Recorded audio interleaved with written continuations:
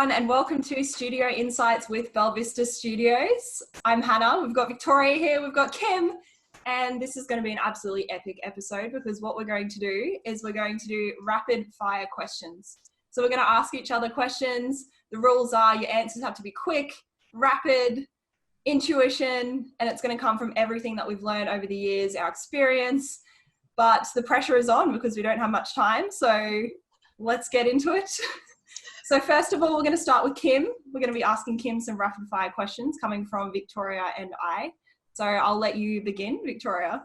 All right, so my first question for you, Kim, is what is one thing you wish you knew when you first started Belvista Studios? That everything will work out. Awesome. So my question for Kim, if a client asks you to make a change that contradicts user interview insights, what do you do? Share with them the data from the user interviews and say, understand why they are not, understand why they want to do something differently, or how can we incorporate what they're saying and the insights that we've gathered and how it achieves that success statement or project goal. Right. Jesus, the sweat of that one.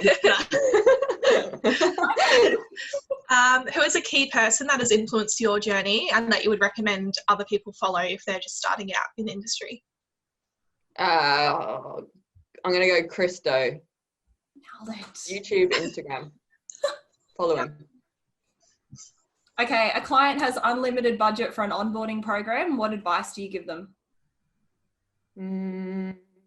We're just going to see what users need, do a human-centered design approach and see what happens. Don't worry about budget. It's solving the true problem. Nice. Nice. What's your top tip for remaining calm when dealing with challenging clients or situations? Okay, so this is a very challenging situation right now. Breaths. Plan. So take the time to understand the true problem that might be going on for all parties, empathize, and check your ego. Be curious as well. Yeah. What's the best e-learning you've ever seen? Obviously one of ours. Best e-learning. Rapid fire, Kim, rapid fire. The one that's going to mind is one that we did for mental health, and it was like the challenging interaction, really hard stimulus video, which we worked on recording, and then it had like a self-care plan that supported each individual that they've done. It was a PowerPoint thing, so yeah, it was blended. I liked it. Has there been one piece of advice or something that you've learned along the way that's really stuck with you and changed your outlook basically on running your own business? Know why you're doing it for yourself and just keep focusing on that. What's a tool you couldn't live without as an instructional designer? My laptop. Good one. What's the best YouTube channel for learning about instructional design? Ours. Woo! Studios on YouTube. Check it out. A piece of advice you have for new instructional designers? Go check out our YouTube or our Instagram. Follow us on social media. What's inspiring you at the moment? Because I truly believe that as well, by the way. It's not just like a plug. What's inspiring me at the moment? The humans that I'm surrounding myself are there for a purpose, and they're all amazing people, and they inspire me to like take action myself on things that I want to improve for me. Vic, did you have another question? I thought that was your last, but I think you have one. I did have one more, yeah. Oh, sorry. Selfish team member. That's the last one. Ask your last question, sorry. That's all good. Go. So Kim, what's your favourite instructional design methodology and why, if you can sum it up quickly? Action mapping. Kathy Moore, go check it out. Cool. That's me done. Best way to engage your learner? Ask them what they need and speak to them as an individual. And what should every instructional designer do? Solve the right problem. and take the time to figure out what the right problem is. Boom. Love it. I'm done. All right. You can stop sweating now, Kim. Not that bad, but like you definitely are like, your turn. Oh gosh. All right. I'm scared. Who's going to ask the first question on this one? You can do this one, Kim. First question for Miss Hannah Grennan. If you are starting off in your career as an ID again, what one skill would you prioritize to learn immediately? Action mapping. Nice. Do you think user interviews or user observations are more valuable when designing solutions? Controversial. User observations. I feel like sometimes they can take more time, but it means that you can actually see what plays out in the real world, because I think what people say can be different to what actually happens. I like it. What's one resource on the Creator Hub you would recommend to intermediate instructional designers? Storyboard template. Intermediate? That's all right. Keep going. Not the answer I would have given, obviously. Everyone uses a storyboard, and I feel like it's important. But don't you think they would have it already if they? No questioning people's answers, Kim. I've judged you now. Performance review. All right, next one. Are there any types of projects that you don't think would benefit from human-centered design? Oh, I can't think of any. Okay. What's your favorite thing about what you do? Helping people be better. Cute. What's your number one tip for writing good scenarios? Ensure that it reflects the real world. Nice. If you were the CEO of Belvista Studios for a day, what would you do to positively impact either your team, the community, or our clients? Oh, that's a hard one, because I feel like you allow us to like give you ideas and things. I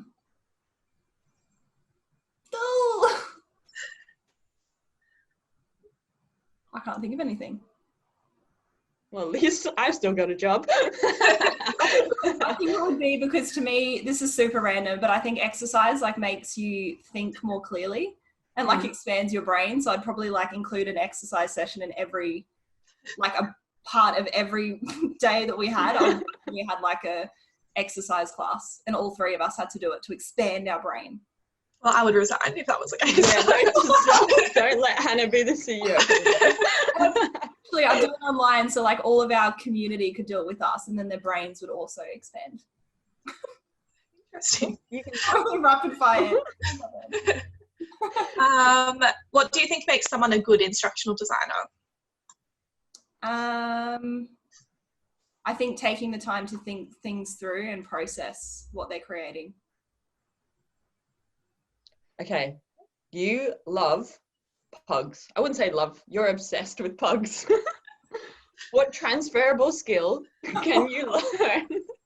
Can you apply to your role as an instructional designer from your obsession with pugs or planning to get a pug, which you're getting today? Oh man.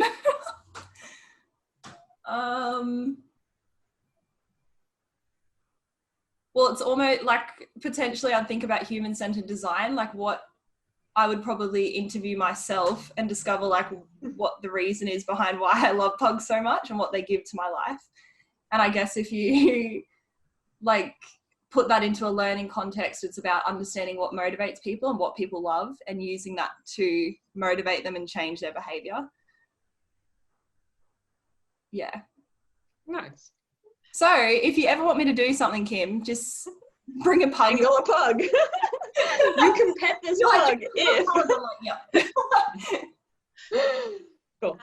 Last question for me is, what are your top tips for overcoming fear? So whether it's like dealing with clients for the first time or running a workshop, or even like just recording a video or something to put online. Just doing it. Literally just like doing it, experiencing it, and just the more you do it, the easier it gets. Okay, follow-up question from my one. If Victoria and I loved your new pug more than we love you, would you still love us? Yes. Oh, I would love that. If you loved my pug, it would mean more than anything in the world to me, Kim. I just don't think it's possible. Okay, we better move on because this is rapid fire. This is getting weird. All right, it's Victoria's turn. Do you want to ask me a question? Victoria's on the hot seat. Dun, dun, dun. How are you feeling? I'm terrified. Well, like Hannah said, to overcome your fear, just jump in, give it a go. I don't know if that tip was that useful. Yeah, we'll edit it out. Do you want me to go first, Kim? Yeah, go on. Okay. Top tip for someone who's making an animation for the first time. Just try not to get stuck on like the nitty-gritty bits. Just try and plan something out from start to finish, even if you have gaps or you need to go back and refine things more. Just get something in there, set up scenes as best you can with the first ideas that pop into your head, really. Boom. You must have given planning answers. Probably a tip in there, people. All right, what's the one resource on the Creator Hub that you would recommend to intermediate e-learning people?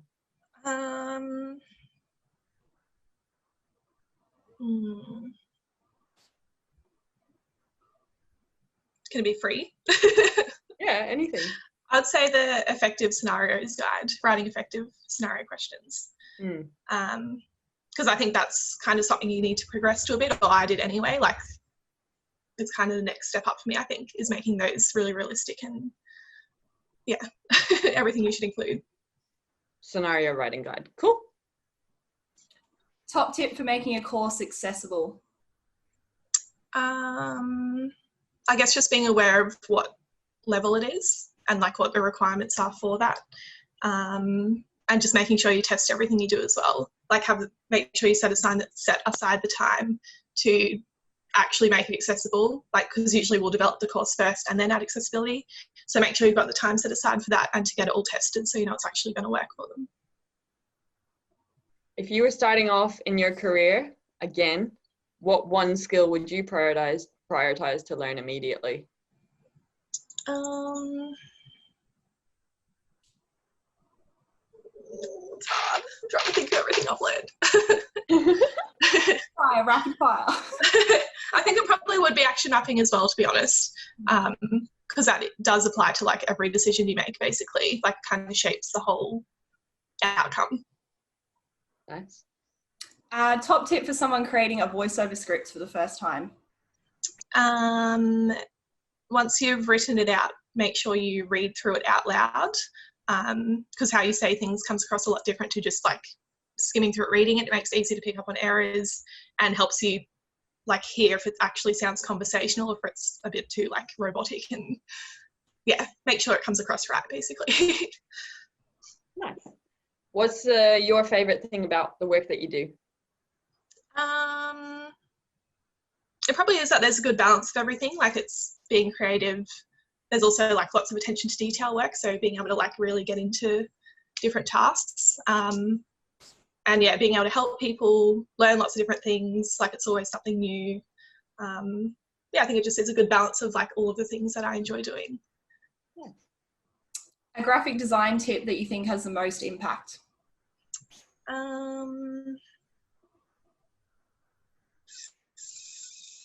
Probably alignment, I would say, because it's like taking the time to make sure everything is like perfectly, whether it's like just left aligned or making sure there's like the right spacing around everything. That does make a big difference overall, I think. I'll second that. Are you done? If you were the CEO of Belvista Studios for the day, what would you do to positively impact your team, the community, or our clients? Oh, I should have thought about this when you asked that earlier. Definitely not exercise. I'll put that out there. I think I'll be voting for you.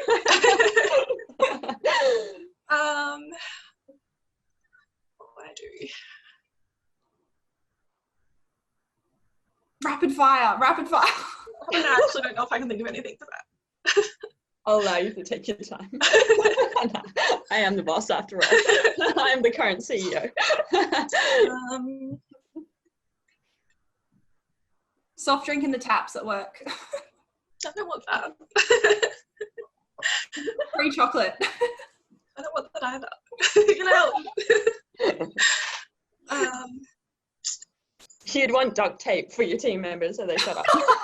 Yeah, actually, like a ban on people like whisper reading things, because Hannah always does that, and it's really disruptive to me. Do you want me to produce good work or not, Victoria? I'd like you to read it in a different room. And in addition to that, breaking the rules too long. I don't know. That's all I can think of. No whisper reading. Okay. Hannah, have you got another question? I've got one more after this. Okay, sweet. Okay, last question. Advice for handing over a project to another team member. Make sure you're letting them know everything that they need to know, like for next steps, basically.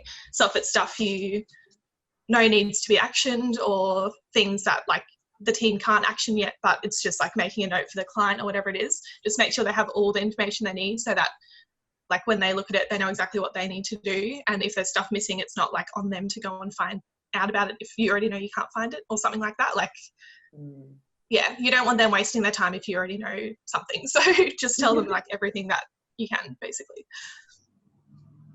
All right, my last question. You love true crime podcasts. Mm-hmm. Some of them too scary that I don't let you tell me about. What transferable skill can you apply to your role as an instructional designer or e-learning developer? I guess the main one would probably be storytelling, and having like a mixture of, I don't know if media is the right word, but like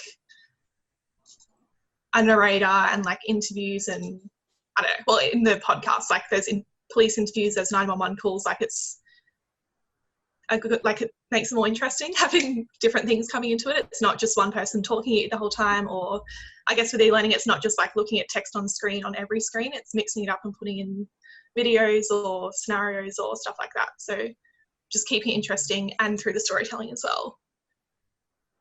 I like it. Yeah. All right, we have reached the end of our rapid fire questions for Studio Insights with Belvista Studios. Thank you, team, for joining in. You did break the rules a couple of times, but I'll let that slide. For everyone who's watching or listening, thank you so much for being here and joining in with us. We're all sweating a little bit, I think, because we'll put under pressure. But what I think would be great for you to do, I think there was some really great nuggets of knowledge that came from that episode. Like there was so many things where I was like, I would love to know that if I was a new instructional designer, or even just an instructional designer wanting to learn more or find out more about how I can be better. So reflect and listen back to what you think resonates with you. Is there something that interests you? Is there potentially a template or something that we mentioned that will add value to you? And my challenge for you, and you girls can have your input as well if there's something else you wanted to add. But I think if you can take away one action from this video or something that you'll do differently to become a better instructional designer, reflect, pick what that is, go forth, do it, comment below what you've done and how it impacted the way you do things. And thank you for being here. Is there anything you girls would like to add before we finish up the video / podcast? No, a little bit. Awesome. Everything we've mentioned will be in the description, so check out the description below if you're interested in accessing any of the resources. But thank you for joining us.